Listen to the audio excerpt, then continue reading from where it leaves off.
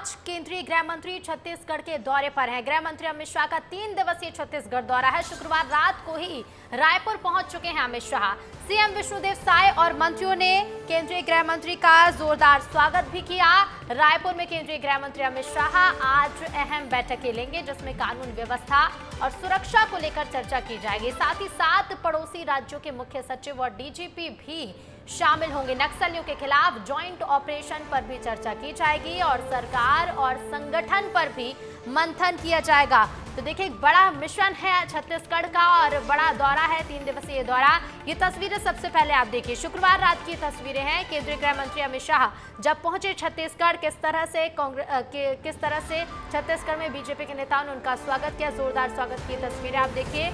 मुख्यमंत्री के साथ साथ किरण सिंह देव और इसके साथ ही आपको बता दें, प्रदेश बीजेपी के कई नेता इस दौरान मौजूद रहे।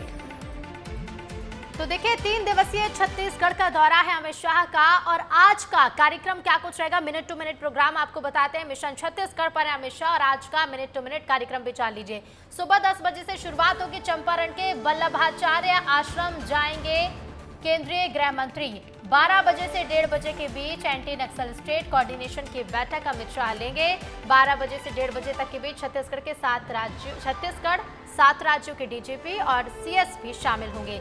साथ ही आपको बता दें कि दोपहर 2 बजे से 3 बजे तक अमित शाह छत्तीसगढ़ पुलिस अधिकारियों की बैठक लेंगे।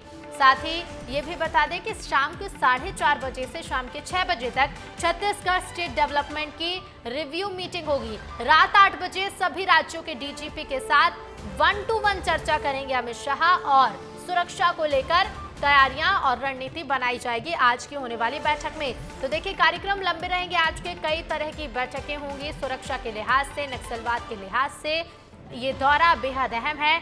सुबह 10 बजे से कार्यक्रमों की शुरुआत हो जाएगी। अमित शाह के चंपारण के वल्लभाचार्य आश्रम अमित शाह पहुंचेंगे और फिर एंटी नक्सल स्टेट कोऑर्डिनेशन की बैठक 12 बजे से 1:30 बजे तक के बीच में होगी।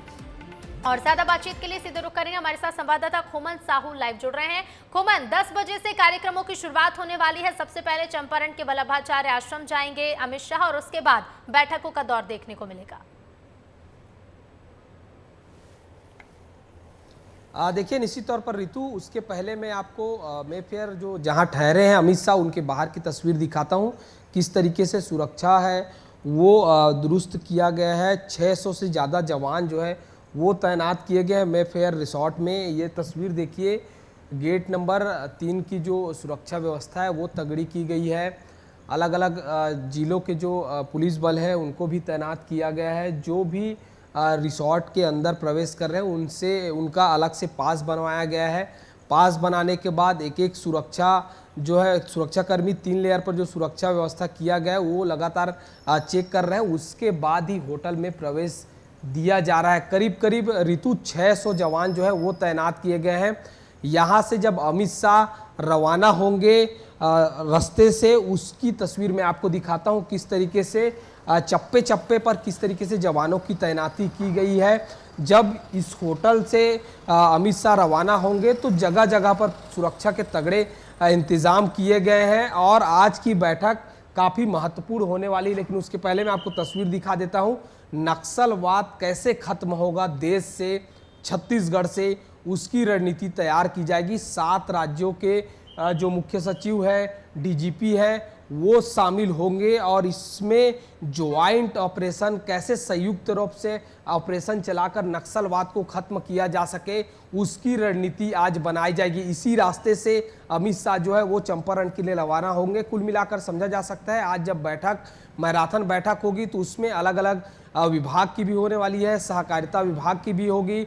उसके पहले सबसे पहले चंपारण जाएंगे। चंपारण जाने के बाद दूसरी बैठक जब वापस लौटेंगे तो दोपहर 12 बजे शुरू होगी। उसमें अलग अलग राज्यों के जो मुख्य सचिव हैं वो शामिल होंगे। कैसे संयुक्त रूप से देश से नक्सलवाद खत्म किया जा सके, इसकी रणनीति बनाई जाएगी। कुल मिलाकर समझा जा सकता है नक्सलवाद को खत्म करने के लिए लोकसभा चुनाव के दौरान भी अमित शाह ने कहा था कि 3 साल में छत्तीसगढ़ से नक्सलवाद खत्म कर देंगे।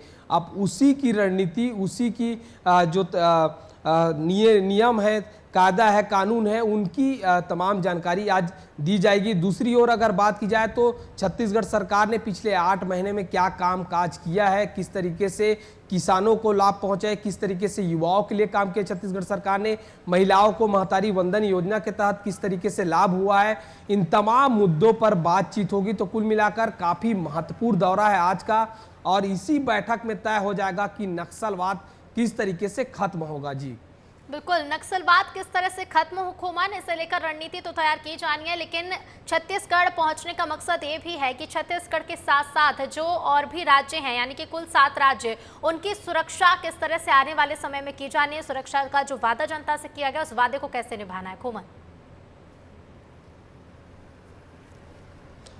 निश्चित तौर पर जिस तरीके से आपने देखा था जब लोकसभा चुनाव चल रहा था, उस दौरान हर मंच पर, चाहे प्रधानमंत्री नरेंद्र मोदी की बात की जाए, केंद्रीय मंत्री अमित शाह की बात की जाए, हर वो मंच पर वो नक्सलवाद के मुद्दे पर मुखर होकर बोलते हुए नजर आते थे। कहते थे कि 3 साल में छत्तीसगढ़ से सहित पूरे देश भर से नक्सलवाद खत्म किया जाएगा, और उसी की रणनीति, उसी का जो प्लानिंग है वो बनाने के लिए अमित शाह छत्तीसगढ़ पहुंचे हुए हैं, और छत्तीसगढ़ से ही नक्सलवाद कैसे खत्म होगा उसकी रणनीति बनाई जाएगी। अलग अलग राज्यों के जब डीजीपी शामिल होंगे, अलग अलग राज्यों में किस तरीके से किस प्लानिंग के तहत वहां की सरकार कामकाज कर रही है, छत्तीसगढ़ में क्या कुछ प्लानिंग के तहत कामकाज किया जा रहा है, क्या क्या ऐसी योजनाएं हैं जिसके तहत अब तक काम किया गया, उसकी भी समीक्षा होगी। इसके अलावा कैसे रणनीति बनाई जाएगी, कैसे ज्वाइंट ऑपरेशन किया जाएगा, किस तरीके से दूसरे राज्यों के जो पुलिस बल है उनके जो सुरक्षा के तहत उनका जो जिम्मेदारी है वो लिया जाएगा,